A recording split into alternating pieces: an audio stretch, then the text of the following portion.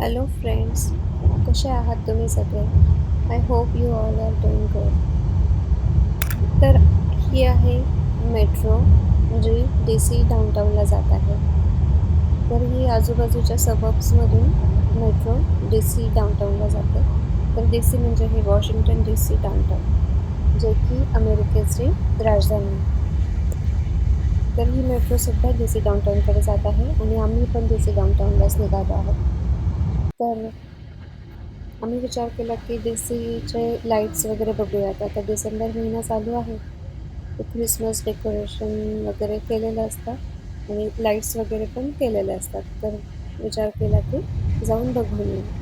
त्यामुळे मग आम्ही आज इथे निघालो.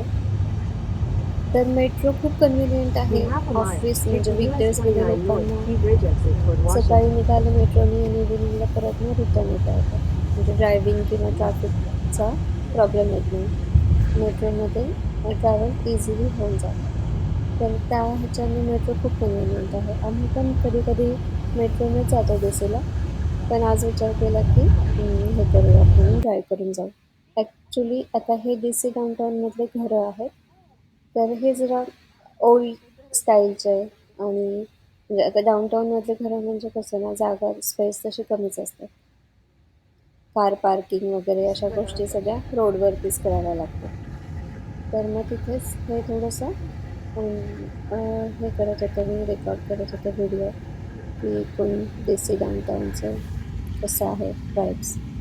तरी पण DC डाउनटाउन हे बाकी म्हणजे न्यूयॉर्क वगैरे डाउनटाउनपेक्षा खूप कमी ट्रॅफिकचं आणि रिलॅक्स वगैरे शांत असं आहे. इथे काही खूप उंच उंच बिल्डिंग वगैरे नाही. हे ते रेस्टॉरंट आहे जिथे आम्ही लंच केलं आणि इथे बाहेर खूपच कबूतर, पिजन वगैरे होते. तर एकदम ना मुंबईची आठवण झाली. मग तेच रेकॉर्ड करत होते आणि आम्ही लंच वगैरे केलं आणि मग तिथून निघालो. निघाल्यानंतर आता आम्ही DCमध्ये हे आहे एक म्हणजे फर्स्ट ख्रिसमस ट्री म्हणतात त्याला, नॅशनल ख्रिसमस ट्री, जे की व्हाईट हाऊसच्या समोर ते डेकोरेट केलेलं असतं. मग नॅशनल ट्री बघायला जायचं असा आमचा विचार होता आणि कुठलं रेस्टॉरंट Go होतं? past माशा this light. होतं Then, at रेस्टॉरंटचं the now. next point, turn right तर onto लंच P केलं Street आणि Northwest. तिथून निघालो. तर आता आम्ही तेच पार्किंग बघत होतो की पार्किंग कुठे मिळतं.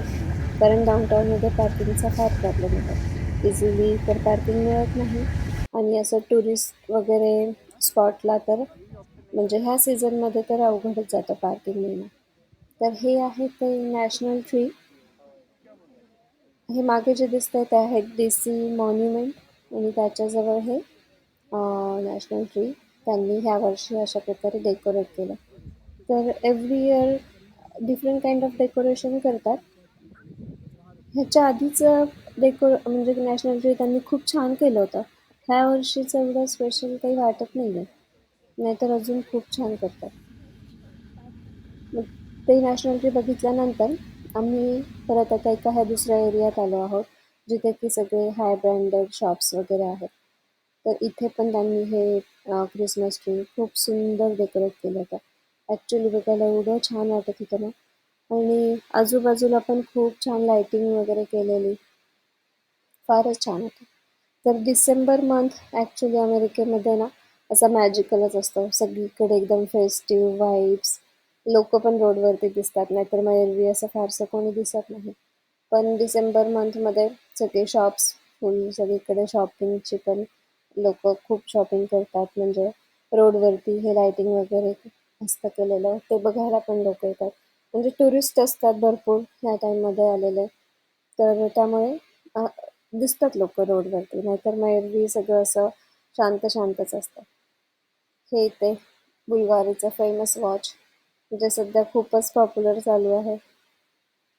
मग ह्या एरियामध्ये त्यांनी छान लाइटिंग केली होती. आम्ही मग इथेच थोडा वेळ टाईम स्पेंड केला आणि बघत होतो आजूबाजूला. हेच सगळं लाईट्स वगैरे वॉक करत होतो आणि वेदर त्या मानाने खूप छान होतं. नाहीतर डिसेंबरमध्ये खूप जास्त थंडी असते. पण ह्या वर्षी म्हणजे ह्या दिवशी स्पेसिफिकली तर छानच वेदर होतं. बिलकुल म्हणजे खूप काही थंडी नव्हती. वॉक करण्यासारखं होतं. विंडी नव्हतं मेन म्हणजे.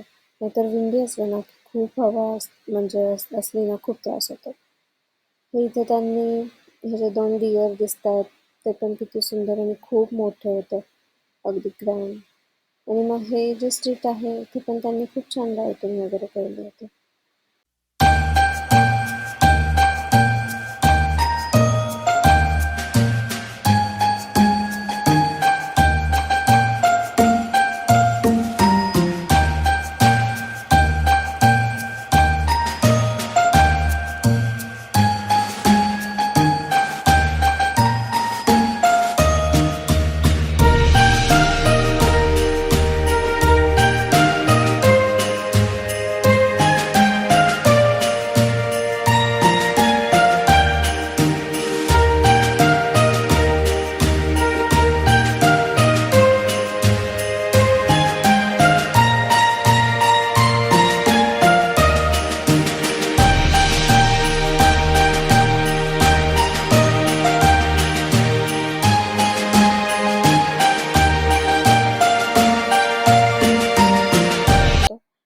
ॲक्चुअली माझे केसांचा उतार झालेला होता. खूपच मी तेच मग केसांना जरा मॅनेज करत होते. आणि मागचा सीन तर छानच होता. आमच्यासोबत फ्रेंड्स पण होते, त्यांच्यासोबत आम्ही गेलो होतो. त्यामुळे मग कोणी सोबत असलं की कसं ना छान वाटतं वॉक करायला वगैरे. गप्पा मारत वॉक करायला मग मजा येते. आणि सगळे फॅमिली फ्रेंड्स असल्यामुळे मुलांनाही त्यांना पण त्यांचे फ्रेंड्स सोबत असतात, मग ते पण त्रास देत नाहीत.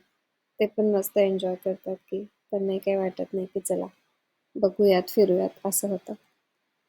तर अशा प्रकारे हा मॅजिकल डिसेंबर टाईम चालू आहे यूएसमध्ये.